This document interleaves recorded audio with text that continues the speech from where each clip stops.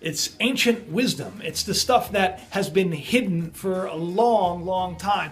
It's the stuff that I've spent my entire life seeking out. And what a ride it has been. And I'm going to share that with you today. And I've waited a while. I think the time is right. You know, back in the day, people were put to death for having this wisdom. People were put to death for just simply asking questions about it. You've heard of the Illuminati. You've heard of those, you know, the secret people that have that secret wisdom and that they know how to cast spells on everyone. Actually, the term abracadabra, we're going to get into what that means. It's gonna blow your mind, because everything really is sort of a little bit of magic all around us. In fact, if you've ever watched Harry Potter, the movie, you know, the wand that Harry Potter had was made of holly. The wood of holly, a holly tree, Hollywood. Yes, that's right. Back in the day, they used to worship the stars.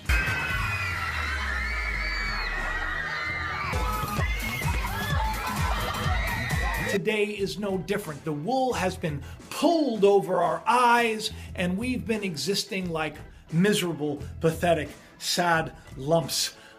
You know, slaves, if you will, just kind of doing whatever we're told to do and never really questioning, never really asking, or never really seeking, and never really finding the hope and the joy and the peace and the life that we so desperately crave. Well, today we're going to find out how to do it.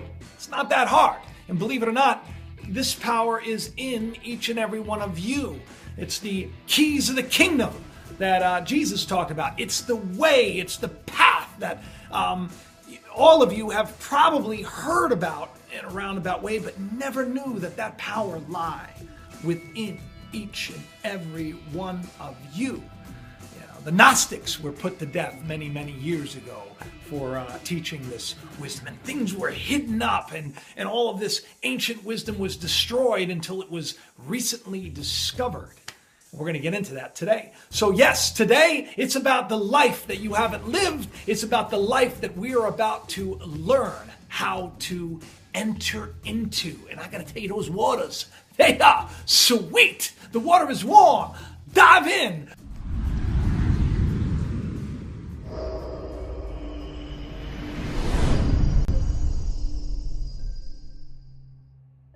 So after that goofy intro, thank you for staying, those of you that have stayed. And listen, of course, thank you. I want to thank all of you for, I'm blown away by how many people have subscribed and all the amazing comments that I get. And I got to tell you something, I really do try to get back to everybody. And if you do email me, or you do reach out to me, or you do comment and I don't get back, please do it again, because I'll try to get to it. And when I do see it, believe me, I do respond.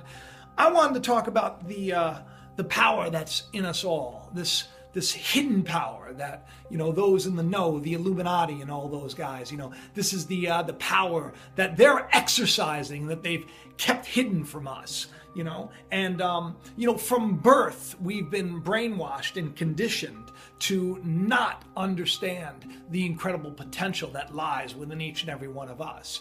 And it's this potential, this spirit, this life that is within me, that has given me the ability to now speak to you, because it started with faith a long time ago that one day many people would get to know me. And I wrote about that in one of my essays that I wrote on my website, which is at the corner. You can check it out, jacobisrael.com. All my essays I share for free. If you're into that stuff, check it out. And it was called Inspiration Rules, where I basically told everyone, look, you know, one day this is the person I'm going to be, and this is the direction I'm heading. And I've lived the life of faith. You know, before I began writing television for some, you know, big time TV shows, I'm not going to get into that too much right now, I believed that it was possible. I had this seed, this idea within me. And, you know, the word idea, a lot of people don't get, you know, the word idea. There's a reason why, you know, we have words and how powerful they are. Idea means to see and to follow a pattern. So when you have an idea, it's to see the bigger picture, and it's, you know, kind of puts you on that path to follow it to its completion. And I'm telling you, faith is the substance of things hoped for. It's this when you have the faith that you can do something or be something, that desire that's in your heart is there for a reason. And when you believe it and when you become one with it, right, you will get there. It's the substance of these things that are hoped for. And it's evidence of that which isn't seen. That's written in the book of Hebrews. If you don't believe me, check it out. Not that because it's written there makes it so, but because it's true. Whatever we believe, we receive. There's that great expression, perception is reality, right? And a lot of people say, whoa, no, perception is not reality. But I'm telling you, perception is your reality, because what you perceive becomes your existence. It becomes the world that you're living in. Like if you believe yourself to be a sad, pathetic person, guess what? You're going to live the life of a sad, pathetic person. If you believe you're a person that can never get ahead, well, guess what? You have judged that, so you will be judged with a life that never gets ahead. Our thoughts, they are power, right? They're a gift. They're like seeds. And whatever thought that you sow into the world and you speak it, it becomes. Words are an incredible thing, right? As I'm talking to you right now, they only exist when I give it a vibration. It comes from seemingly nowhere. It comes from an infinite space. It comes from this thing that I call spirit or inspiration. And as I speak it, I send it out into the world, right? And there's this great proverb that says, if I send my word out into the world, it will not return void. It will accomplish what I set it into the world to begin with, to do. Okay, so if you're saying that your life is terrible, people today, it's so sad. We've been brainwashed and tricked into telling everybody what's wrong with us, right? We love to tell people how terrible our life is. Oh, I have this back problem, and I have that, I have that arthritis, and I have this disease, and oh, you don't know how terrible people are to me, and oh, well, you don't get it, you don't understand. I can't do that. I can't get to the gym. I can't eat better. I can't feel better. I can't get ahead. All these can'ts. We make these declarations, right? And these declarations, well, are proof is that we don't get ahead, and we don't get fit, and we don't feel better, and we're always miserable. And it was first the faith that was going to happen. That was the substance, right? The faith, the idea that you're not going to go anywhere. And that's why you never went anywhere. You see, now I've always been a person of great faith. I've been a person for many, many years. I've been seeking. Those who seek find.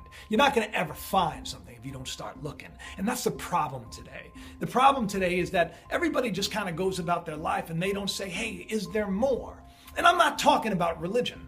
Today I'm going to find some people that may get offended by what I say because I'm too religious. And then there are going to be other people that are going to say I'm not religious enough. And then some people are going to say that they have a problem because I may mention that I believe in an infinite creator that I'm one with. And some may say, oh, well, they're upset with me because I haven't mentioned, Jesus or Buddha or Allah or Muhammad or Krishna. You see, that's the world talking. That's the thing, right? It's that everybody wants everybody else to be put under their thumb because they themselves aren't free.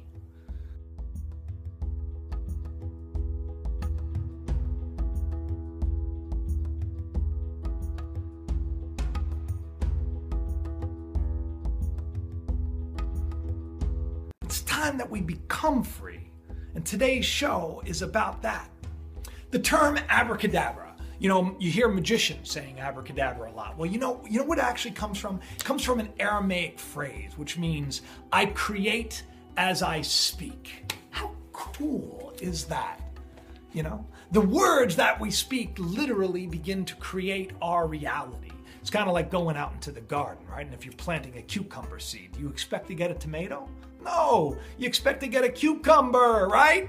Tomato seeds produce tomato plants and the tomato itself. And here's the other part of that trick, right? It's not just about saying things. It's not just about believing. It's about nourishing it.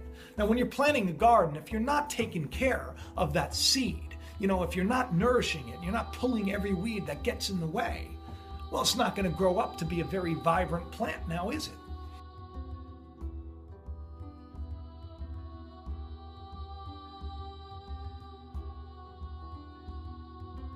Jesus had a parable where he talked about this. He said that, the seed is the word of God that's sown into the world, and some of it falls among thorns. And for those of you that are into this stuff, a lot of people don't understand what the thorn is. Pretty simple, right? Jesus was given a crown of thorns. Paul had a thorn in his side. Well, in the parable of the sower, the seed was the truth. It was this understanding of who we are, and that our words and our spirit that is within us, that it has power, and that whatever we sow, we reap in return, right? Because God is not mocked. Whatever a man sows, he also reaps. So, if you plant that cucumber seed, and you don't pull the weeds afterwards, you're going to have problems.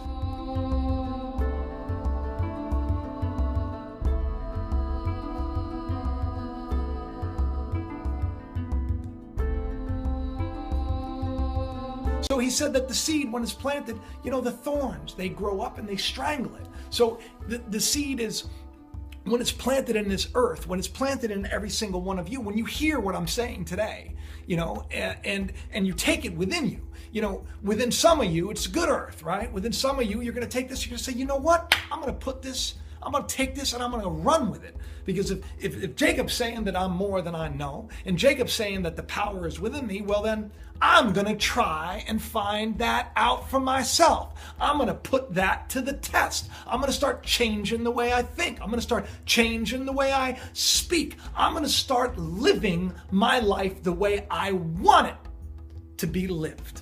Not the way I was conditioned to believe it should be lived by those that are in control, that want me miserable and want me dependent on a system that gives me nothing but misery, heartache, and pain. Okay?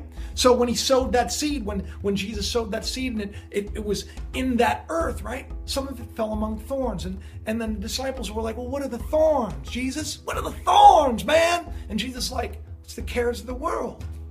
It's worrying about your bills, it's worrying about your friends, worrying about your neighbors, worrying about your children, it's worrying about those people that are bothering you at work. It's the cares of the world and deceitfulness of riches. It's worrying that I'm not going to have enough money, I'm not going to get ahead. Those thorns, the sins of the world, the cares of the world. That's why he was given a crown of them. Think about it. Those thorns were pressed right into his head, deep into his head. Another little interesting side note about that for those of you that are into the scriptures.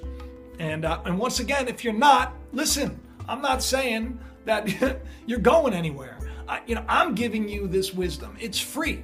Jesus said, I'm going to give you the keys of the kingdom. Now, these are keys. And there's a great scripture that tells you what the key is, but people refuse to see it.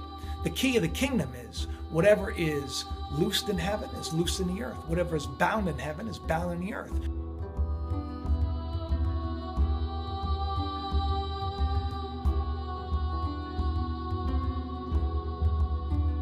Whatever you believe up here becomes out here. Whatever you let go and you loose and you send it out into the world, it becomes. But whatever you say, I can't do, whatever you bind up here, it's bound up here.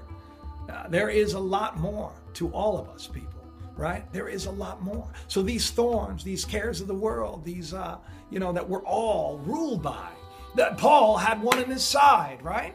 But what was the answer? He kept praying, take these cares of the world away, take these thorns away. But he understood that grace was sufficient. See, in life we're going to have issues. We're going to have trouble. We're going to have trials.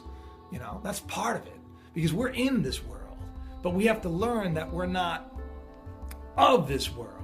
We're kind of in here. My video last week on simulation theory, it really does for those people that said, oh no, it doesn't tie in with any kind of faith at all. I disagree with you because I think that it really does. Because we all came from an infinite place and we were, just created. And all of a sudden we were birthed into this place and we came here crying, right? Maybe we cried because where we were was just much, much better than where we've landed. Or maybe we're crying because we knew that we were going to take upon ourselves the sins of the world too. because we were all kind of brainwashed when we came here. We were given a name, right? People came to me, they said, well, your name is Jacob. And then my experiences molded me into this person that I believed myself to be. And if people told me you're never going to get ahead, I began to believe it. If they said that you're a loser, I began to believe it. Because words have power, right?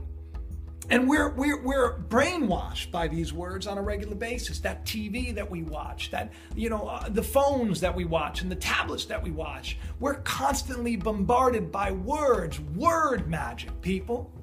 That's that ancient wisdom. That's the stuff that we're ruled by and we don't know. We buy clothes because we are possessed to buy clothes. We buy this new technology because we are brainwashed and we are manipulated to buy that latest technology because of words, because words have power. You have power, more power than you know. And quantum physics backs this up. Einstein had a great quote. Maybe you should take a little time to read it.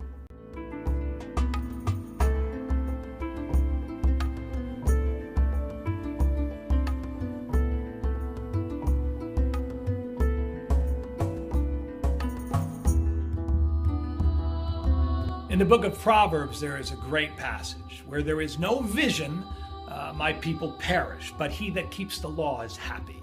And a lot of people think that law that is mentioned there is like, you can't do this, you can't do that, blah, blah, blah. But that's not the law. The law is like, think of it as like the law of gravity. It just simply is. And that law is whatever you believe you receive. Okay? So you have to have vision. If you don't have a vision for your life, you're going to perish. You're just going to go about your daily business and you're going to perish. If you think that your relationship is beyond repair, it's beyond repair. And if you don't see yourself in a better relationship, how will you ever find a better relationship? But if you know and you have faith that you have power to do anything under the sun, because with faith all things are possible. And you see, that is the wisdom that the world doesn't want you to know. That is the wisdom that those that are behind the scene pulling all the strings, they're creating the world that they believe is the one that they want, and it's happening. We have war, we have instability, we have crisis, we have fear, and that just disrupts the very nature of our peace and our security. And it's hard to have vision, and it's hard to create from a place of infinite potential when you think that you have no power at all. And every single one of us, we've been convinced that we have no power. Now listen, there are laws that are in place, very much like the law of gravity. So if you love someone, this is a law. You will be loved in return. If you live a life of compassion, you will know compassion. But if you live a life where you're selfish and you're putting people down, that's all you're going to know. If you're a bitter person, you will know bitter people. If you're somebody who likes to talk bad about people behind their backs, you're going to find that is your experience. And now that may be your experience right now, and that is not really the heart of who you are. And if that happens, that's okay, because all of this is working together for our good, right? This is like it's like a school for us. It's like a school for us. And as I said in my last video, it's sort of like a game. And the rules, they seem to be changing, don't they? Right now, they seem to be changing. So I think it's time that we take the reins. I think it's time that we stand up and we start living for more. And we start believing that what's in here can go out there.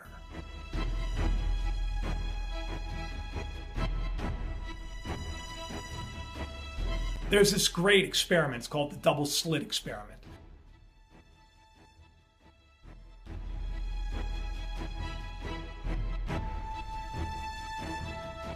And I think this ties in just so beautifully. And basically what they do is, there's probably an animation that you can find if you just basically YouTube double slit experiment, you'll see it. But basically the idea is just imagine a gun and imagine a marble, and they start shooting a marble right through these two slits. And it ends up creating some sort of a pattern. Well, what they found out is that that pattern changed the instant they observed it. Okay, that doesn't make a lot of sense because it should be the exact same. But what they've learned, and this is a big thing in quantum physics, is that it's called the observer effect.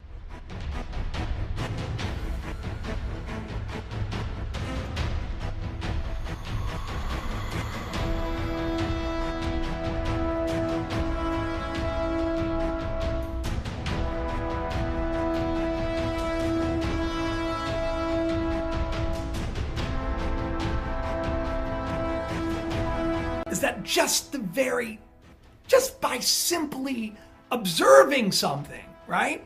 That your observation of it actually influences it. This goes along perfectly with what I'm saying. I mean, so if you don't want to look at it from one aspect, look at it from the scientific. People, you are more than you know. Each and every single one of us is more than we've ever given ourselves credit for. We can do all things. Now, could you imagine if we co-created together, if we came together and we just simply put what is in us outside of us and we collectively agreed? What a world that would be. But right now, most people are living in a world of darkness, complete darkness, ignorance. And why are we ignorant? Because we took upon ourselves the sins of the world when we came here. We started to believe that we were just simply our name. We started to believe that we were simply our experiences. We believed what we were told. And we're still believing what we're told. And you still see, it's all word magic, people.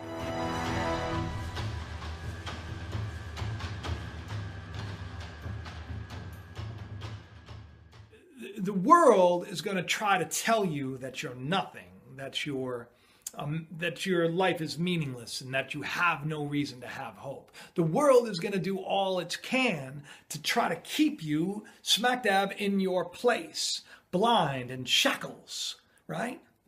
And the elite has kept us in shackles for too long. They've kept this hidden wisdom to themselves. They kept this secret power to themselves, and they've kept it from all of us. But now people are waking up. Now they're wiping their eyes, and the haze is going away. Now people are understanding that there is more.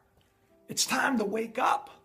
It's time to create. It's time to co-create. It's time to live your life and start finding the peace that is within you.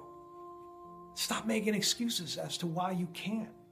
Don't let that negative thought in your head. We all have it. We all got that negative thought that's going to try to tell us you're never gonna get there. You're never gonna be that person. You're never gonna find that true love. You're never gonna have a happy, healthy relationship. Your children are never gonna stop being disrespectful. Your neighbors, they're never gonna accept you as you are. Your family is never going to love you the way you want to be loved. All of these lies. You're not going anywhere. You can't have enough. You can't be enough.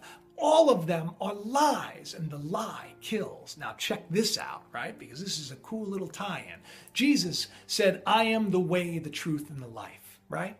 Take the man out of the equation. I know this is going to be difficult for a lot of you, but just please bear with me and don't condemn me for what I'm about to share, because this is exactly his message, right? The way, the truth, and the life. Take the man out of the equation. Was put to death in Scripture at Golgotha, which in Hebrew means the place of the skull. Where is the truth put to death? It's in our thoughts. Symbolically, what happened physically, symbolically happens here. The truth is put to death right here, the place of the skull. And how is it put to death? Well, how do you put the truth to death? Well, how do you get rid of the truth? By lying to it and making people believe a lie. And we've all believed a lie for too long. That's why that great passage, the truth shall set you free, sets us free from it. People hear that all the time. They don't even know what it means. Well, what does the truth set you free from? Set you free from the lie that you can't be more. Set you free from the lie that your life is going nowhere. Set you free from the lie that you should end your life. My goodness, the possibilities, they are there. Have a bigger vision for your life. Create it, believe it, and remember, the only way to achieve it is to understand that what you do to others, you do to yourself. That's the key. You need to put others before yourself. You need to love. And I love every one of you. And I hope that, I know it's a little different. I have a great program for you next week, but I really felt inspired to share this today. And I hope it's taken in the spirit that it was given freely and with love. And I talk to you all soon. Let me